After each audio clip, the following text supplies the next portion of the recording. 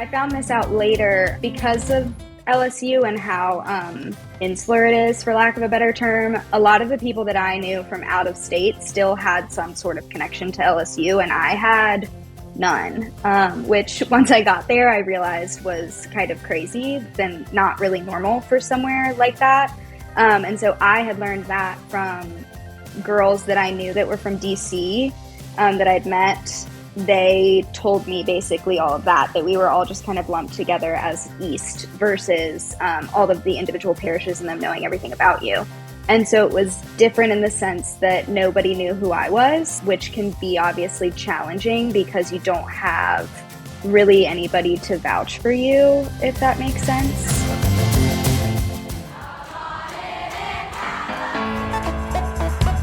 Welcome to the Mad Rush Podcast. I'm Trisha Addix, the original sorority rush consultant.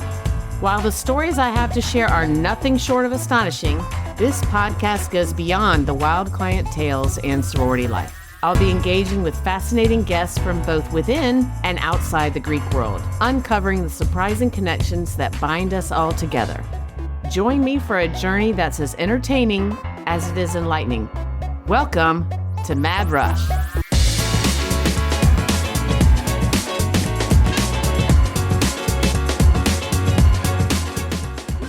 So today on Mad Rush, I have two of my favorite people joining me. Les and Megan Schlernitzauer. Say that 5 times fast. Les and Meg, as they are known to me, are joining me from Charlotte, North Carolina, my hometown. Les and her husband Bruce run Porcupine Provisions there, a full-service catering company. And Meg handles the marketing and media for Porcupine's Gathered division, which is curated local provisions. I'm super sad I don't live in Charlotte because I would 100% have all of my meals and party supplies curated from Gathered. Meg also is Director of Operations for jewelry designer Erin McDermott. Erin has quite the following for her amazing cutting-edge and on-trend jewelry. At the end of this episode, you'll get links to all their websites and social media. They are all exceptional companies, and their family is one of the hardest working families I have ever known. Megan's sister, Grace, is always my first call when I want to get intel on anything. She can go down a rabbit hole like nobody's business. So I love their entire family. They are like my family, and it all started in 7th grade. So Les put gum in my hair, and I had to cut my bangs up like a little Dutch boy to get rid of the gum because we couldn't get it out any other way. And I practically grew up in her house with her parents, Sis and Stan Kaplan, who are, everybody in Charlotte knows them, but for the others of you out there, they are quite the characters. They would let me lay out at their pool and slather myself with baby oil, smoke cigarettes, and drink Tab, which was so an 80s thing. And then when I went to Georgia and had my terrible freshman rush experience, Leslie was on long distance rate speed dial every day, not just Sundays. We have been through it all together. And I've watched Megan grow up from a very precocious baby and toddler to the smart, accomplished young woman she is now. My dad, who I've mentioned before on Mad Rush, was a pediatrician, and he literally saw thousands of kids, and he thought Meg was one of a kind in the very best way. She captured his heart and my heart from day one. So why are they joining me today on Mad Rush? 1, because they love me and want to be a part of this, and 2, because they have had quite the sorority ride as a mother-daughter team. Welcome to Mad Rush. Thank you both for being here. We have a lot to unpack. Thanks for having us. Of course. So It's All Greek to me started strictly by word of mouth, which meant that most of the people I worked with were family friends. Some of these friends were lovely to work with, and some of them were off their freaking rockers from day one. The stakes are high, and rational perspective often goes out the window. People deal with this in one of 2 ways. They go radio silent and retreat for the week of rush and stay off Facebook, or they run their freaking mouths and it bites them in the ass towards the end of rush. I had one client/friend who bragged to everyone she knew that her daughter was having the perfect rush and hadn't been cut from anything. So when her daughter was cut, she had to backtrack, and her embarrassment made her lash out at me a lot. She called me every name in the book and told me that I was a fraud and should not have a business. Her daughter, who hadn't been running her mouth, was very content with her rush experience. Sometimes, many times, the moms are more invested in certain outcomes for their daughters. In Leslie and Megan's case, and we'll talk about this, Leslie wasn't more invested in Megan's experience. It was, she knew what she was getting into because we've been best friends since 7th grade. So they took off for LSU, headed to the bowels of Louisiana. And when I say they, it's because Les was there every step of the way. So tell me about how that looked. Leslie, why don't you start and tell me why you decided to go down there and what that looked like for you. I was told that I need to be there while she was going through rush, and not being a sorority girl myself, had no idea what people were talking about and why that was a thing. And then you said, absolutely, that's what you're doing. And I don't say that to everybody, but So I got a suite at the Lod Cook Hotel. Burned into my brain. That suite is burned into my brain. Which is essentially the like alumni funded motel on campus. And we drove all the way to Louisiana, and then we moved into the hotel for the entire week of rush. You and Meg. And her roommate eventually. We all were in the suite.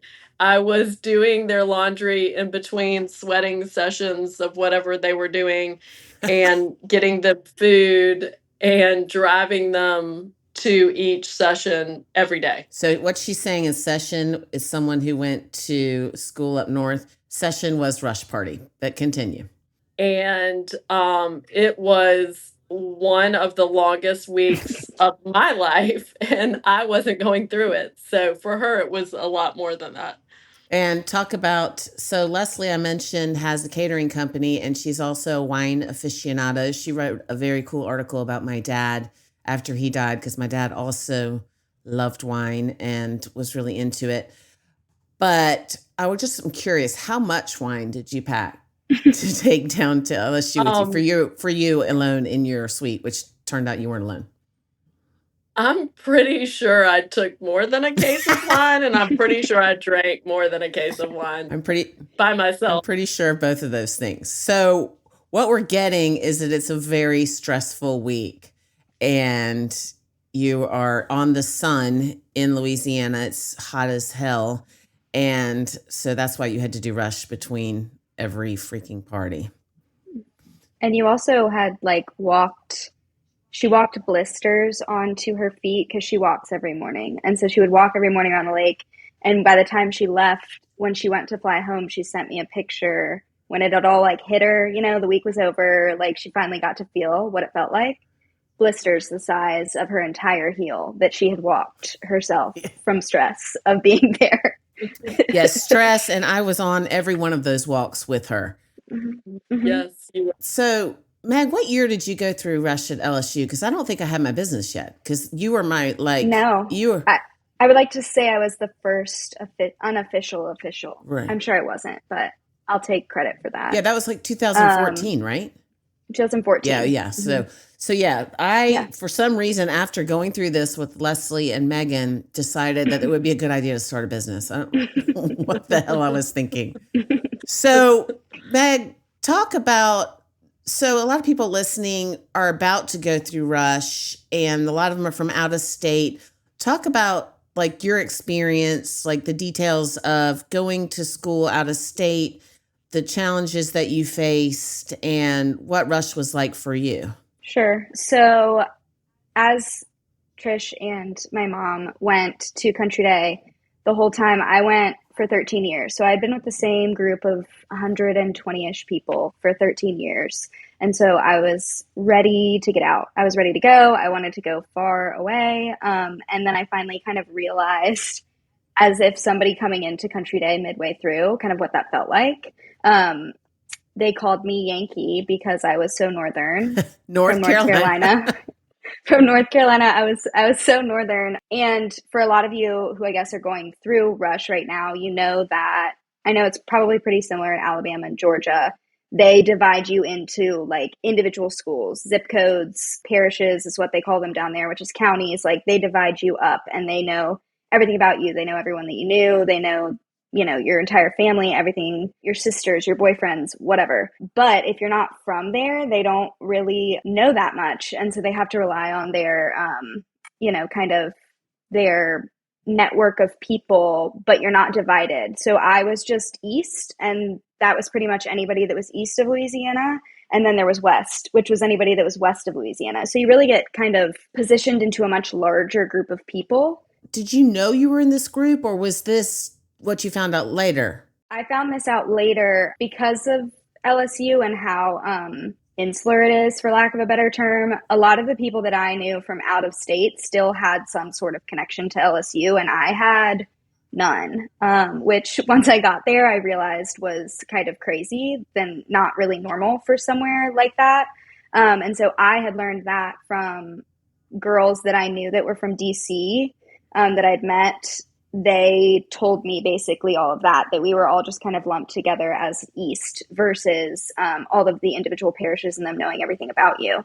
And so it was different in the sense that nobody knew who I was, which can be obviously challenging because you don't have really anybody to vouch for you, if that makes sense. It's a unique challenge. Yes. If you don't have any connections. And I'm going to interrupt you because I have the funniest, well, I think it's the funniest story. I was in a wedding, and the guy that, the groom was from Louisiana, and we were at the bridesmaids luncheon, and all these women kept talking about their parishes. And I came back to the hotel room and I was like, Greg, who's my husband, these people are the most religious people I have ever met in my life. And he was like, what do you mean? I was like, they literally talk about nothing but their parishes. Because I grew up Episcopalian, and I was like, that's what a parish is. So I figured it out later, but at the time I was like, whoa, fish out of water. So anyway, you were a fish out of water. Continue. Sorry. Yes. No, I was a fish out of water because I didn't know what parishes were until I got there either. And I had to ask my sweet roommate who we'll get there, but I ended up rushing Kappa, and she was a DG. So she wasn't we obviously weren't in the same sorority, which was kind of nice. But she was my like Bible while I was down there. I was like, what are these people talking about? Like, you know, even down to like what they're talking about eating. Like I was like, what's boudin? Like, I don't know anything about anything that these people are talking about. I thought I was ready, prepared to go far. And that's when you kind of realize, you know, how different it can be, even though you're all going through the same college experience. It's a very different and very regional, especially in the South. But it was, you know, challenging in that way, and truly, and I don't want to say this to scare people, so if we need to cut this part out, you can tell me. But I don't want to say this to scare anybody, but it truly came down to me having someone in Kappa that could have vouched for me, that had a connection to Charlotte, which I truly think was the reason that I got into Kappa at the end of the day. And again, I don't mean to scare anybody by saying that, but we somehow by the end of Rush found out that there was a girl who was a senior at a high school in Charlotte when I was a freshman, because there was an issue with my my final transcript was never delivered. Yeah. Okay. So my final transcript was never delivered to LSU, and so my senior year actually brought my GPA up by like 0.2 or 3. So which makes a difference when you're rushing in a sorority. Huge. So they never got my finalized transcript.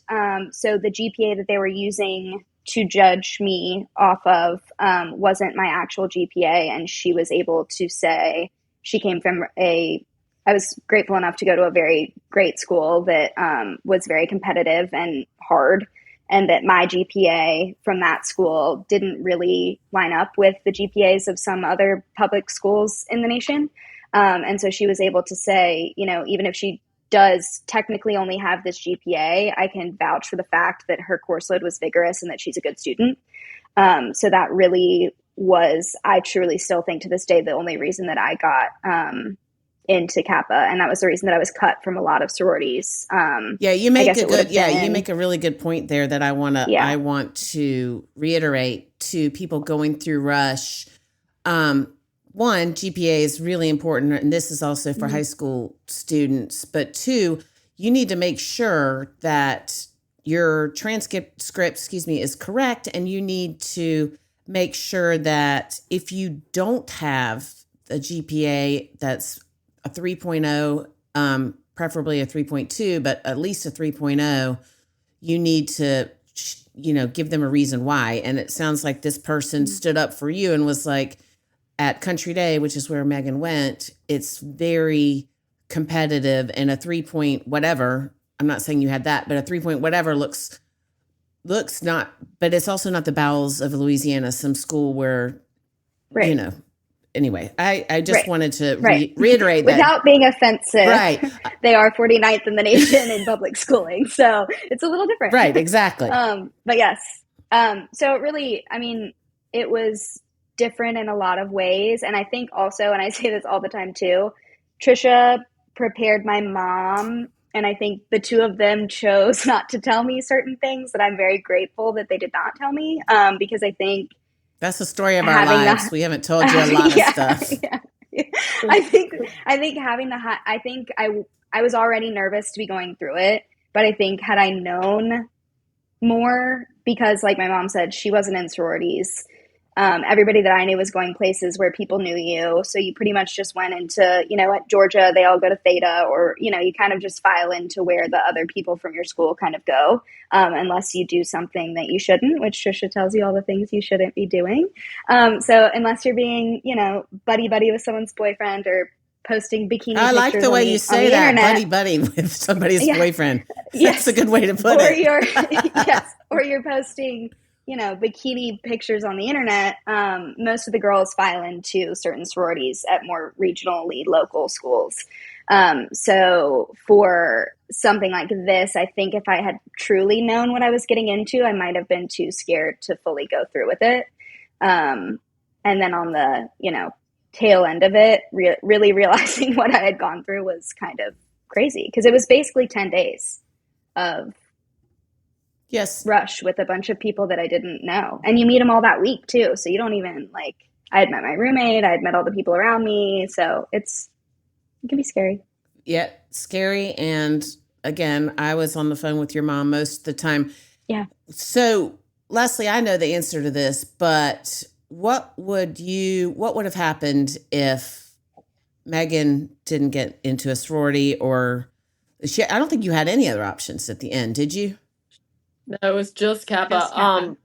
I called Bruce, my husband, next to last day, and I said, just so you know, if she doesn't get a bid, she's coming home with me.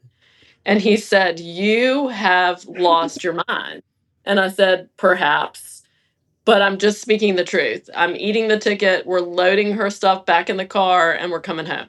There's no way I'm leaving her here without a sorority for her to lean on. And he was like, okay, again, you've lost your mind. We'll talk about this later. And I was like, there's nothing to talk about. I promise you, this is what's happening. And, when she got a bid, I cried like a baby. I was so happy because I wanted to get out of there as much as I wanted her to be in Kappa. But it was a lot. It was not. And then bid day, going back to her, what parish are you from?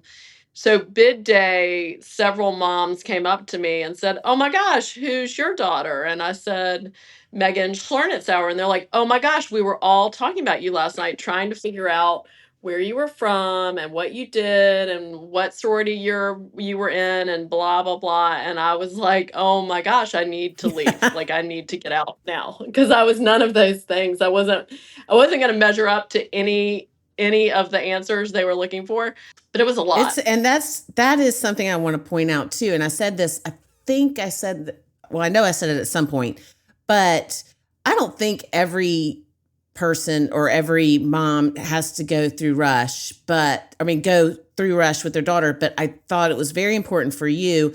It's an individual decision, but Leslie also brings up a huge point. There are groups of women that, like, I'll just use Louisiana as an example, who this is like, they are dialed in and they know all the girls and they know who's going to be where. So what you're up against when you aren't from there, it's a lot. And I mean, I know at Ole Miss, they camp out at a hotel. There's a bar called the Coop, and they go to this bar, these moms, and they discuss all the sororities and they discuss the girls going through Rush. And so it's a big thing for these, people from Mobile at Alabama and I'm just not singling out that, is these Southern schools, these moms are dialed in and this is important to them. And there's a lot. Well, it's generational. Yeah. Yeah. And there's a lot going behind the scenes. Yeah. There's a lot going on behind the scenes. So yeah, that's important to them. And so then Leslie, who I don't know if you can tell by now, but this is not her jam. And she's also very soft-spoken. So I'm sure she didn't say how she felt about it to these people. But so, yeah, I mean, that's, we're both fish out of water in that instance. And that's something that I'm going to address a little bit more after Rush season is over, is how to assimilate as parents. So I want to know what your freshman year was like, Meg, but I see parents who aren't familiar with this world, and they come down there. And I have a friend from New Jersey who actually uses LSU as an example. She's like, why didn't you tell me not to come down and wear black ripped jeans for a football game? No. And that's the thing. And so anyway, I'm going to evolve this podcast once Rush season is over to assimilating once you're in a sorority, or once you're not in a sorority, but your child goes to a Southern school. So tell me what your freshman year looked like after, or like, is there anything else you want to say about bid day? Your mom said that she was crying like a baby. Yeah, I mean, we both cry. And for, again, those of you listening, she's not much of a crier. So seeing her, that we'll have to send you the picture so you can share it on social media in some capacity, because we're both just bawling in this picture. And I have my little key on and, my tank top with my letters on it. And we're just bawling because it's such a, regardless of if it's your dream sorority that you got into, or, maybe your second, third pick, or whatever it ends up being, it's such an emotionally charged week that the release of finding out, even if it's not what you wanted or whatever, the release of you finding out is so emotional, and like so much pent up, anxiety, and being, exhausted too, because you're there at the beginning of the morning up until pretty late at night. And then you're sitting there with your roommate, like, crying then too, trying to figure out what happened that day and all of that. So like, it's just such an emotional release at the end of the day. I haven't seen that picture. I want you to send it to me, but go ahead. I'll send it to you. Well, I think there's one thing that even me and all of my friends have talked about post bid day. Bid day is a weird day. Like you're really excited and you've, hopefully matched with what you want. But then it's also like nobody knows each other yet. And you're kind of thrown into all of these upperclassmen that are just so excited for Rush to be over. And they're like ready to party and ready to be so excited for these new, PNMs that are there. And they're so excited and ready to party. And you're like, I don't know any of these people, and you're in a new place and it's your first week of school. So I want to give everybody the kind of like permission to feel weird, and it doesn't have to be the best day of your life, because most of my friends, that wasn't necessarily the case, even if they matched what their mom and their mom's mom and their mom's mom's mom was in, even if it was everything they wanted. Bid day still feels a little strange because it's just the first day knowing any of these people, but you're all of a sudden sisters and you're supposed to love each other, and it's just kind of like a weird day. And we all talked about it afterwards, of course, but it's okay for it to feel a little strange, I guess would be my only kind of main bid day excuse. And that is such a great point.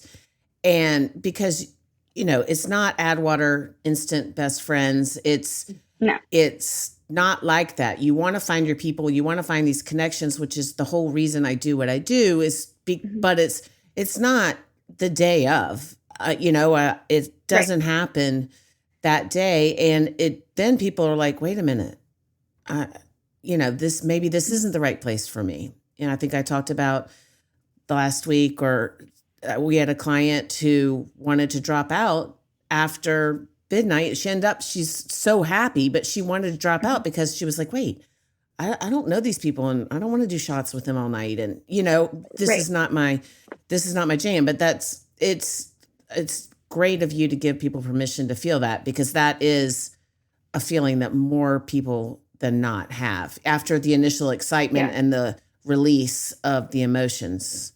So then after bid day, and it's just surreal. Yeah. So after bid day, talk to me about your freshman year. So I guess kind of circling back, I obviously wanted, kind of to your point of what you just said, I wanted to join a sorority because LSU's 30,000 students. So I wanted to join a sorority to make, like both of you said, it smaller for me so that I could have a more approachable community to be able to pull from. So even though LSU, spoiler alert, didn't end up being my forever place, I was still able to, you're able to find somebody anywhere. It didn't end up being my perfect place that I wanted to stay forever, but I do still have friends that I still talk to this day. I don't know how many, I'm like 6 years out of college. So you still find those communities. And I had several girls in Kappa that I'm still close with. And then obviously because my roommate was a DG, I got to be friends with some of her friends as well, which I feel like sometimes doesn't necessarily happen unless you have friends in other sororities. Sometimes you can just stay within your sorority, which is also great. But it made the campus immediately feel smaller, which was very helpful. I don't think I even would have lasted a full year had I not had that smaller community on campus. The football games were one of a kind. If nobody's ever been to a football game in Death Valley, you need to go. Just don't wear black jeans. Football. Just don't wear black jeans. You got to wear your cowboy boot. Well, I don't know. I'm not trendy anymore, so I'm sure the college girls would say it's something different. But when I was there, it was purple dresses, cowboy boots, some yellow, whatever. You were game day ready, but it was definitely not black ever. No. And so the football was awesome. I still kind of didn't really know what I wanted to do, like education wise. So I kind of hopped around a little bit, did mostly science while I was there. And coming from a small private school where most of my classes were, I think my biggest classes were like 40 people, to a lecture hall of 300 for biology was probably the biggest shock for me. And I think it was, you're used to that kind of one-on-one attention with teachers, and then you just kind of become your ID number and you do all your stuff on the little clickers and everything. So that was hard. But overall, I think it was a fun place. It just, it was very different than I had grown up, and just not different in the way that I necessarily wanted. But I learned the most about myself and what I wanted in that year on like hyperspeed.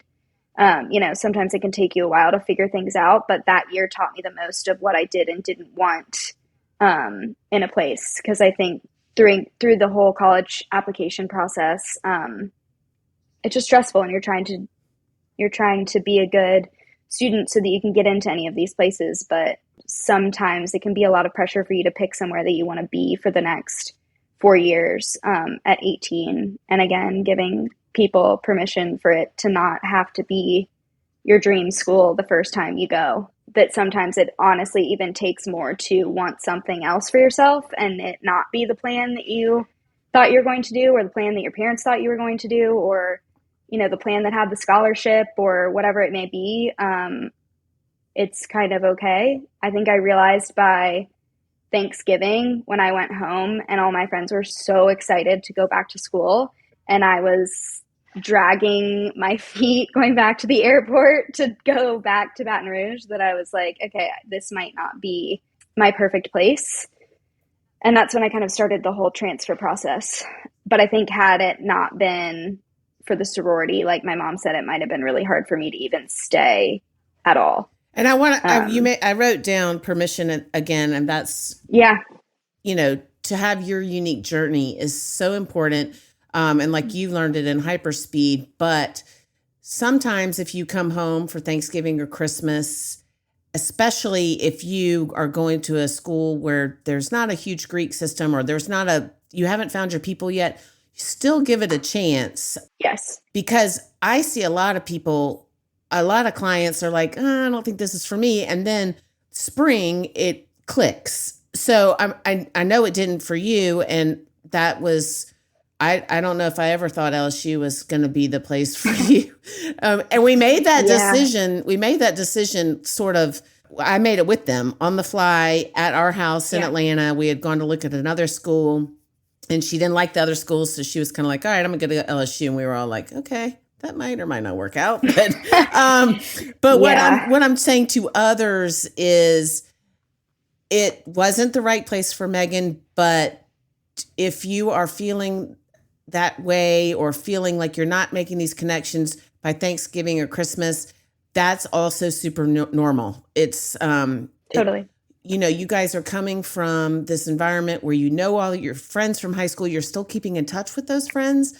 And so you are thinking, oh my gosh, I want to be near them, or I want, they're all having this great time. If you just take a little breather and get to know your school, and the people at your school, versus staying stuck in high school. Sometimes I see that switch flip in the spring. Didn't for you. So your ultimate decision to transfer, what did that look like for you? And then Leslie, what did that look like for you and Bruce? I think to your point too, and Leslie, I don't know how to refer to her, mom/Leslie. She also did not love her school. And she says all the time that had she had social media like I did to watch all of my friends and see how great, and I have that in air quotes for those of you listening, how great that everybody else's first semester looks, that it would have been hard for her to stick through and graduate at the school that she was. And I know how hard it is, but if you do feel like you are struggling, not watching everybody else on Instagram or Snapchat or wherever, TikTok, not watching everybody that you went to high school with, posting all of their stuff is really helpful, because it's everybody's highlight reel. And of course, they're going to show the fun stuff and the football games and the parties and the sorority sisters and the dances and whatever, but it's not actually showing you how people are feeling. So if it does That's feel a great point. Yeah, if it does feel like what Trisha's saying, where you just aren't totally sure yet, the reason that it all clicks in the spring is because you're focused on yourself and you're focused on your friends and you've made friends there and you're able to carve out your community and you're not watching everybody else and comparing yourself to how you think it should be feeling. And for me, it ended up that I truly wasn't feeling that way no matter what. But for some people, I think the comparison makes it hard. We had a client one time who she was on the phone with me and her mom. She'd gotten her first choice, but this was bid day, miserable, crying. No one wants to talk to me. No one, I don't know anybody. They're all friends. They're all clicky.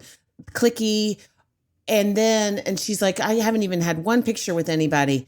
And then literally like 10 minutes later, her mom and I are on the phone and we're going through Instagram and there are like 10 pictures of her with these girls with a smile. And, I'm like, wait a minute. So my point is it is a highlight reel and you need to know that. And I have seen it. I have lived it with these girls. It's not add water, instant friends. It's not. And so don't expect that because it's not the way it's going to be. Right. And be okay if it's not too. Also, or if you're not, you don't have to be best friends with your roommate. There are several of my friends that weren't best friends with their roommates, and it kind of was great. It doesn't have to be that you enter in and you have your BFF roommate and you go to the gym and the dining hall and everything together, and then you go to the sorority house and you do all of the stuff. It doesn't have to be that. So give yourself kind of some room to, make friends and do everything. And remember that everybody there is feeling the same way, whether they want you to believe it or not, and going through the same thing. So yeah, she makes a good point. Give yourself room and give yourself grace. If you take nothing away from this episode, just know that you're not alone and give yourself the grace and the understanding that a lot of people are feeling the way you do, and it's okay and it's normal. But so jumping from that to where it wasn't okay and normal, you decided to transfer. So talk about that. Do you want me to go or do you want her to go? Well, we haven't heard from Leslie. Her voice box is probably dried up now. So Les, talk to me about when Meg came to you and said she wanted to transfer. I mean, I wasn't surprised at all. I think honestly, College of Charleston would have been on her list to begin with, but I kind of kicked it off a little bit because I had known a fair amount of people who'd gone to College of Charleston and not fared that well. So I was a little skeptical about that. But so I wasn't surprised, and I was happy for her to be closer by and with people that would potentially be, more in her wheelhouse, so to speak. Yeah, and that's a point I want to make too. We knew, Leslie and I knew or thought LSU was probably a bad fit. It was sort of like a knee-jerk reaction for you to go there. And and I also had those friends that struggled at College of Charleston and not dissing College of Charleston. I know it's a great place, but it does have its challenges also. And just read the book Among the Bros. Yeah, exactly. That was right when I was there. I know. That was when she was there. It's very accurate. Right. And so I'm not, so Leslie and I saw that with our friends from high school, but it was the town and the city way better fit for you personally. Again, everybody is on their unique journey, and I'm not dissing College of Charleston, but for other people, but it was such a great fit for you when you got there. But how did it go? There's no Kappa at College of Charleston. And just so you know, when you pledge a sorority, if you're initiated, you cannot go through Rush again ever in your life. You are a Kappa for life or a whatever for life. If you pledge a sorority and you don't go through initiation, you are allowed or you are able to rush again, either at your own school or if you transfer that school. But so you went to Charleston, and I don't think you knew that many people in Charleston either, and there was no Kappa. So how did you make that community smaller for you? So there was no Kappa, so I became an early alumni, which was funny because I got all the letters and invitations to everything that was basically everyone's moms, like having teas and things in Charlotte when I was 18 years old. But I knew I had a lot more mutual connections at College of Charleston than I did at LSU. So the people that I lived with sophomore year were actually had gone to summer camp with people that I knew in high school. They were looking for another roommate. And I knew that they were safe enough with the connections that they were people that I knew, at least they had gone to the same summer camp and kind of knew all of these people. So I lived with them, and that immediately made it smaller. And I kind of had like a built-in friend group as soon as I went to College of Charleston that sophomore year.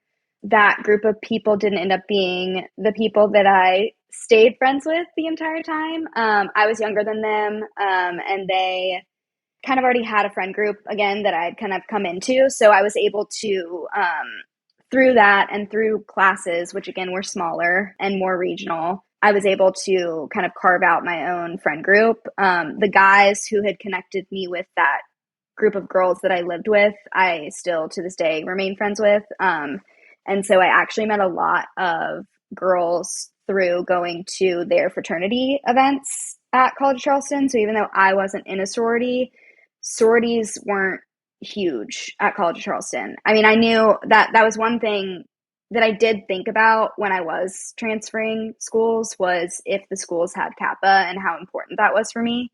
And I felt like I had done the sorority thing about as big as you could do it for a year. And it wasn't worth, for me, in my experience, wasn't worth being unhappy in other aspects of my college experience to have Kappa at the school. I was much more concerned with the lifestyle as a whole on the campus, which I liked a lot more at College of Charleston than I did at LSU. So ultimately, I made the decision that having to have Kappa wasn't top of my list. So most of my friends were in sororities, but again, it wasn't It's a as big of a different, deal. yeah. They don't even have sorority houses. The fraternities don't have houses either. Like you can't actually live in the houses. They have houses, but they're basically meeting places. So it was just a different feel. So through those people and through my friends who were in a fraternity, I was able to meet other girls, which was great.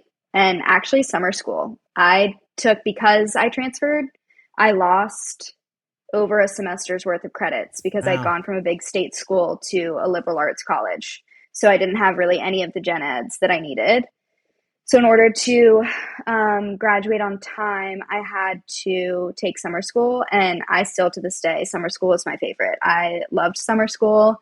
I think it's good for clearly I like to talk a lot and I get distracted easily. So it was really nice to be able to focus on one or two classes at a time. So I love summer school, and that's where I actually ended up meeting one of my best friends. Her wedding's next month, but that's where I ended up meeting one of my best friends was summer school accounting, and ended up living together 2 years in a row, and then met all of my closest friends through her. So, And that's another thing too. A lot of times the older you get, I mean, your freshman year, whatever group you find, Greek or not Greek, is really important. And that is something that I did not have. And that's another reason why I do this, what I do, because it's so important. But you do branch out and have different friends from different, it becomes less important. And then especially if you go to somewhere like Charleston where there is Greek life, but it's not a thing like it is at these huge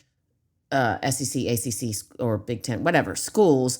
It's you can still shine and find your people even if you're not in the Greek life. And in your instance, you had friends who were in Greek life, but it didn't matter to them, and it shouldn't ever matter to anybody if you're not. No. But it's. I mean, to give you perspective, I was able to go to sorority functions at College of Charleston, which is not a thing at like LSU. I wasn't able to go to DG functions unless it was something that was like their philanthropy event. You couldn't go to like their formals or their semis or anything. You had to be a DG or a date that you were bringing. But at College of Charleston, we could go to. So I went to sorority functions sometimes with some of my friends. So that documentary I was in, Bama Rush, one of the things that this girl says, it's a standards is something that not happens. It's like where you get in trouble. It's the principal's office in sororities. And in that documentary, this girl, I don't remember her name, one of the main characters says she got kicked out for wearing another sorority's letters. I don't know. I mean, I'm not saying she's lying. But there are a lot of pictures I see where people are wearing other sororities letters, but it's depending on the school, how seriously they take it. The things that you can get in trouble for, standards, are absurd. But I don't know if you could get kicked out of the sorority for wearing somebody else's letters. I think it probably depends on the behavior that you There are you go. having when There you're you go. wearing another sorority's letters. If you're not behaving the way you would want to be representing your own sorority, another sorority definitely doesn't want you doing that. Oh my God. I So I'm cannot believe sure. since Bama Rush came out, I've been really curious why that happened or why she said that happened. Now I know. You're totally right. That's exactly it. Yeah. It's what you're doing. But I mean, it also depends. Like, I got called to standards because I didn't go to the practice for Rush for the next year, but I was transferring. So I was like, well, I'm not going to go to practice for something I'm not going to be involved in. And then I think it depends on how, for lack of a better word, power hungry your standards chair is. And if she has a bee in her bonnet for you, or if you are buddy with somebody's boyfriend, you suddenly get called to standards for something that you know. So I think it can become, you know, as anything does with girls, it can become catty. But I think if you, like, I think you said it on one of your podcast episodes, if you don't want your grandma seeing it, you shouldn't be doing it in any sort of picture. So I think if you use that rule, you should be okay. Yeah, and the standards infractions is for another day because that I got some crazy stories about that. It's nuts. But I'm sure for this purpose, so you ended up College Charleston, great, and now Megan, I don't want to speak for you, is succeeding. She's killing it. We're both wearing her Erin McDermott necklaces. I should have gotten one for you, Mom. I know. Yeah. What the hell? You live next door. She should. Anyway, before we close, is there any advice from both of you? Les, what advice would you give to moms because you have a unique perspective on this. You went to school in Boston, and she's right. She would have left if it weren't for social media because she literally sat in her room and she would have, if she had seen our pictures, not actually mine, but my roommate's, who is also one of our best friends. So what advice would you have for parents when their daughters are going through Rush and they're not part of... Do everything you tell them to do. Because if it's not in your wheelhouse, you would have no idea. And some of it's absurd from my perspective. I realize I'm not the normal. But you kind of are. I mean, especially now, as so many people are coming south, you kind of are. You, I think, are more of an authority than someone whose grandmothers, aunts, and great grandmothers were all in whatever Kappa. You are more the norm now with what I see, especially with my clients. So your advice, I think, is going to be valuable, way more valuble. Then I would say hire you and do everything you That's say. Right. Because you're my friend. But I mean, if I didn't have a list every day, and if you weren't able to walk me off that ledge every day, I mean, I would have hogtied her and just put her in the car and come home, on Tuesday, because Monday was horrifying to me. And I was like, oh my gosh, there's more of this. There's 7 more days. She said that to me every morning. I'm not going to lie. She would be like, wait, it's only Monday or it's only Tuesday. Well, it's also Louisiana hot. For those that don't know what that means, in August is positively the hottest I've ever been in all of my lifetime. And I grew up in the South. And so that sort of takes all the stress to a whole new level, I would say, too. So, all the tricks of coffee filters to wipe the sweat off your face and all of that. But I would say just listen to everything you say, because it all came true. Literally everything. And if you had asked me to believe you at the beginning, I would not have believed you. I mean, I just couldn't, because until you're there, you'd have no idea. Right. Well, that's also great advice to listen to me. I think everyone should take that advice in the whole world. Great soundbite. Listen to Trisha. I'm gonna make a poster of that and put it on our bathroom wall. All right. And Meg, before we go. So Bama Rush popularized the hashtag outfit of the day. So for this podcast, it's hashtag observation of the day. We've had a lot of great observations, and I'm going to say one, and if it's going to be yours, Meg, so sorry, but just give yourself room and grace, because this is your unique journey. And I say that all the time, but it really is. And try not to compare yourself with other people. So what's your hashtag observation of the day? Les, you go first.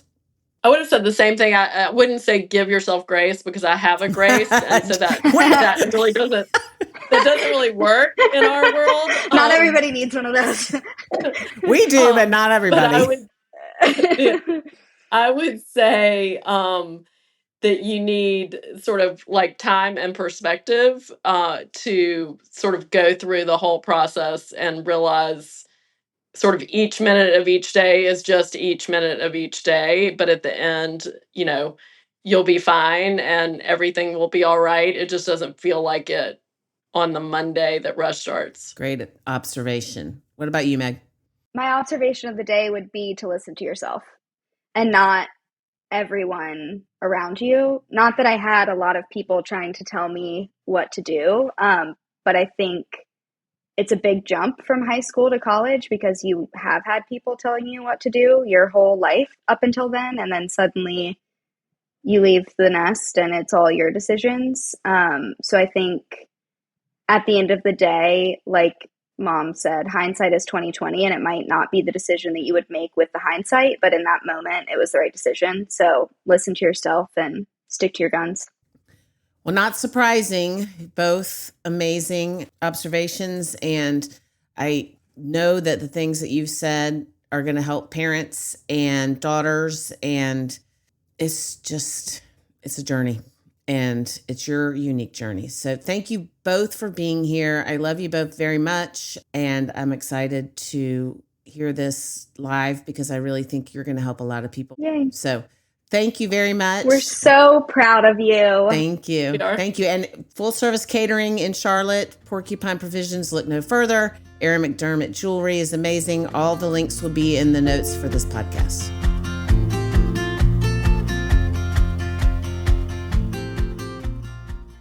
Welcome to Time Out with Trisha. Because can you really give advice if you don't speak about yourself in the third person? I don't think so. This is exactly how I speak to my clients. The good, the bad, and the ugly. So listen to me. I know what I'm talking about. Now let's get into it.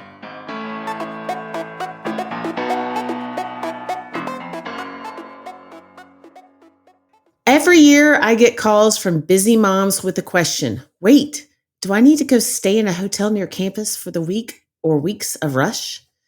Inevitably, their cousin, sister's grandmother has told them that to be a good mom, this is what they need to do. Well, they're right. To be a good mom, all you need to do is hole up in a hotel room, drink wine, and stress about what is happening in your daughter's sorority rush parties that day. Excellent moms also have their laptop open and read the Facebook groups dedicated to sharing accurate advice about the nuances of rush. Excellent moms also throw on sunglasses and drive slowly by sorority row and analyze the overall look of the girls going through rush and how it differs from their daughter's look. They pay particular attention to the tall, skinny, blonde girls and realize that they far outnumber the other people on the sidewalks. This actually happens at many schools. And sometimes it is necessary to stay at the school while your daughter goes through rush based on your child's specific needs, at least the being near part. But don't do anything because you hear that's what you're supposed to do.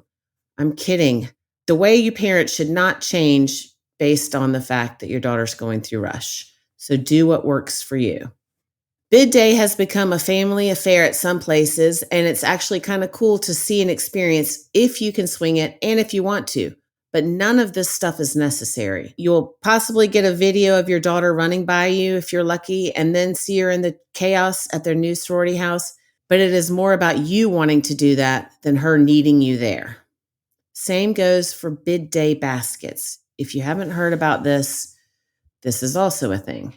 At some places, it's tradition to send daily happies during rush and then a big basket of sorority swag to your daughter on big bid day. I think it was Bama Morgan whose mom sent her a Louis Vuitton backpack for one day of parties. Y'all, they're going to get so much crap from their bid day buddy and then their big sister later. Rein it in. Use some common sense. Think about it and do what works for your family. Stop looking at Facebook groups and stop changing the way you think about everything just because your daughter's going through rush. And that's it for Time Out with Trisha. We'll see you on another episode of the Mad Rush Podcast.